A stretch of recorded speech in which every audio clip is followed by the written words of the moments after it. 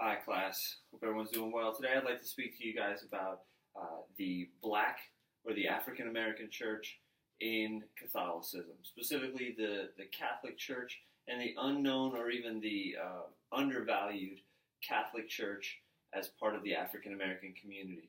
From previous history all the way up until now, in the article by Brian N. Massingale, we see a gentleman named Cyprian Davis, and the Catholic intellectual as a person. This is a man, Dr. Davis is someone who lives today, who is part of Xavier University, and this is someone's account of him, as well as then going back to reflections on African spirituality by Dr. Davis himself. This idea that although it is a small and minute part of African culture, that Catholicism, the institution of Catholicism, has always been a major factor and a major part of Catholic life.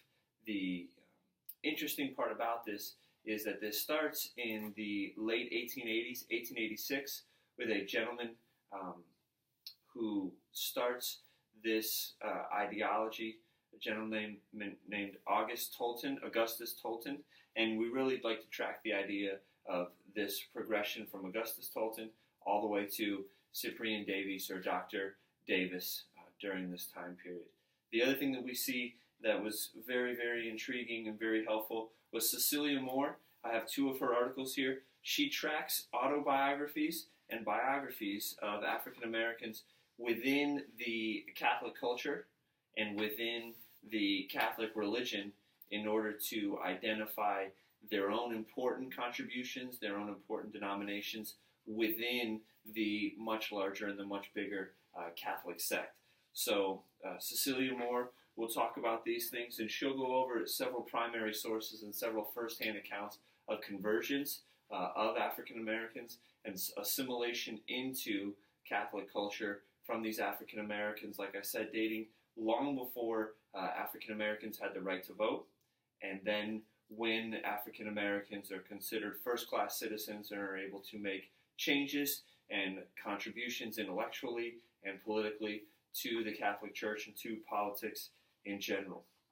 Also moving on, another document that I found just more interesting than anything else was the African American Catholic hymnal and African American spirituals written by M. Sean Copeland, and the idea that this hymnal established the ethos and the culture of the African American within the Catholic Church and shows us and gives us that glimpse that we don't usually see into this time period. This I find to be very unique. This I find to be very interesting as we see the heart and the emotions, knowing what we know about Negro spirituals, knowing what we know about African Americans and their desire to express themselves with their song, with their dance. This document by Mr. Copeland is very interesting.